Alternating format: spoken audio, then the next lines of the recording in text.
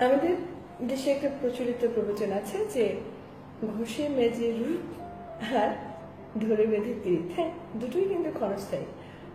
অর্থাৎ আপনি অনেক সুন্দর করে সাজলেন টাজলেন, সাজলে যে রূপটা আপনি দেখালেন নিজস্ব রূপের বাইরে না, এটা কিন্তু ঘষে মেজে অর্থাৎ কি, অর্থাৎ প্রচুর প্রসাধনের মাধ্যমে নিজেকে উপস্থাপন করা, সেই রূপটা কিন্তু ক্ষণস্থায়ী। কারণ দ্য মোমেন্ট মেকআপটা চলে যাচ্ছে আসল চেহারাটা চলে আসছে না। সো এটা কি, এটা হচ্ছে একটা ক্ষণস্থায়ী ব্যাপার। ঠিক তেমনি আসলে যে যে ভালোবাসাটা, যেখানে ও আমাকে ভালোবাসে না কেন, আমাকে ওর ভালোবাসা পাইতেই হবে, ও সত্যের বর্জনে আমাকে জীবন দিয়ে দিতে হবে, এই অ্যাটিটিউড যারা করেন তাদের জন্য বলবো যে এটা কিন্তু আসলে ধরে বেঁধে হয় না। হ্যাঁ, ভালোবাসা এমন একটা জিনিস যেটা রেসিপ্রিক্যাল হতে হবে, যে ভালোবাসা দুপক্ষের, এক পক্ষ যদি 50% এগোয় অপর পক্ষকেও 50% এগিয়ে আসতে হবে। কিন্তু অনেক ক্ষেত্রে দেখা যায় যে এক পক্ষ কোনোভাবেই ইন্টারেস্টেড নন, কিন্তু অপর পক্ষ দেখা যাচ্ছে যে কেঁদে কেটে একসা হয়ে যাচ্ছে, রাতের ঘুম বন্ধ হয়ে গেছে, খাওয়া দাওয়া শেষ, আশেপাশে বাড়ির পরিবেশ একেবারে জঘন্য অবস্থায়, কিসের জন্য? ওর ভালোবাসা পাওয়ার জন্য। মন খারাপ কেন? ও আমাকে ভালোবাসে না কেন। হ্যাঁ, জীবনটা জেরবার করে ফেলছি কেন? ও কেন আমার দিকে ফিরে তাকাচ্ছে না, ও কেন আমাকে ফিল করছে না। এখন এই যে এই ওটা তো জোর করে আমি তোমার জন্য মরে যাচ্ছি অতএব তুমি আমার জন্য মরে যাও, এটা কি সম্ভব? বা এটা যদি একবার করাও যায়, ধরেন ওর জন্য আমি মানে রাতের ঘুম হারাম করে দিলাম, একেবারে দড়ি দড়ি হয়ে গেলাম কাঁদতে কাঁদতে, এই সবকিছু থেকে মানবতার দৃষ্টিতে জোর জবরদস্তি করে ভালোবাসার সৃষ্টি করা হলো। কিন্তু কতই ওই যে মেকআপ চলে গেলে যেমন আসল রূপ বেরিয়ে যায়, ঠিক তেমনি এই ভালোবাসাটা কিন্তু একটা ক্ষণস্থায়ী লিমিটেড টাইমের জন্য। পরবর্তীতে কিন্তু এটা ভাঙন ধরতে বাধ্য, কারণ এই ভালোবাসাটা রেসিপ্রোকাল না। হ্যাঁ, এই ভালোবাসাটা হচ্ছে একতরফা, এই ভালোবাসা জোর জবরদস্তি করে। সেই জন্য আসলে মেইন কথাটা যেটা আমার জন্য বলবো, যেহেতু আমার কাছে অনেকে এটা নিয়ে এই ব্যাপারে কথাবার্তা বলেন, কান্নাকাটি করেন, মন খারাপ করেন, হ্যাঁ, যে এটা কিন্তু আসলে কোনো সলিউশন নয়।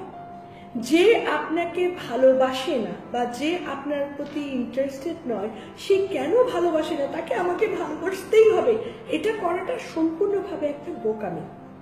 তার চেয়ে বরং আমি বলবো হ্যাঁ ঠিক আছে আপনি ভালোবাসেন, ওকে ফাইন, আমরা কি করি, আমরা যাদেরকে ভালোবাসি তার ভালোর জন্য আপনি দোয়া করেন, সে যেন ভালো থাকে, সে যেন সুন্দর থাকে, কিন্তু তার সাথে আমার ভালোবাসা করতেই হবে। তার মানে কি, ভালোবাসা কি একতরফা? কখনোই না। ভালোবাসা ওই যে বললাম can't be one way traffic. ভালোবাসা মানে দুপক্ষে ইচ্ছে, ভালোবাসা মানে দুটো পক্ষের মতের কি বলি মত বিনিময়, ভালোবাসা মানে দুটো পক্ষ একজন আরেকজনের জন্য এগিয়ে আসা, তাই না? তো সেক্ষেত্রে যখন এটা হচ্ছে না, এটা হয়ে যাচ্ছে ওয়ান ওয়ে ট্রাফিকের মতো, আমি যেতেই থাকলাম ভালোবাসার জোয়ারে গা ভাসিয়ে দিলাম, এটা টোটালি ভুল। এটা সুখ তো আনেই না।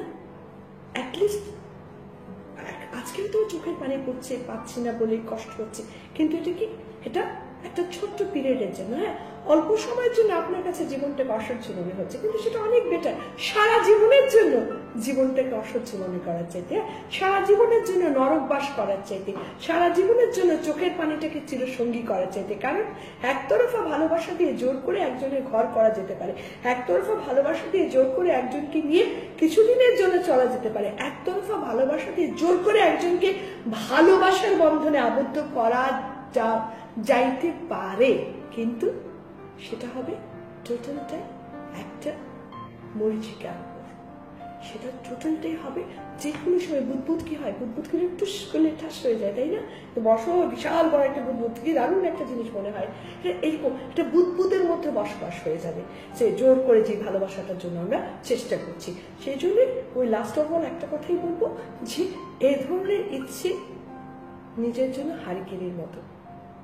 আপাত দৃষ্টিতে হয়তো আমার কথা কিছু মোটেও ভালো লাগবে না, অনেকের কাছে মনে হবে যে কি বলছে, আমি তো ওর জন্য, হ্যাঁ অফকোর্স ডেফিনেটলি আমি কিন্তু আপনার, অর্থাৎ যে পক্ষ ভালোবাসার জন্য কাহিল হয়ে যাচ্ছে, যে পক্ষ ভালোবাসার জন্য যেভাবে তার ভালোবাসায় কিন্তু কোনো দোষ দেখছি না, কিন্তু অন্য পক্ষ যে এই ভালোবাসাটার প্রতি ইন্টারেস্টেড না, যে এই ভালোবাসাটাকে নিজের ভিতর নিতে পারছে না, তাকে জোর করে নিয়ে আসার মধ্যে কিন্তু কোনো সত্যিকার অর্থে সফলতা নেই।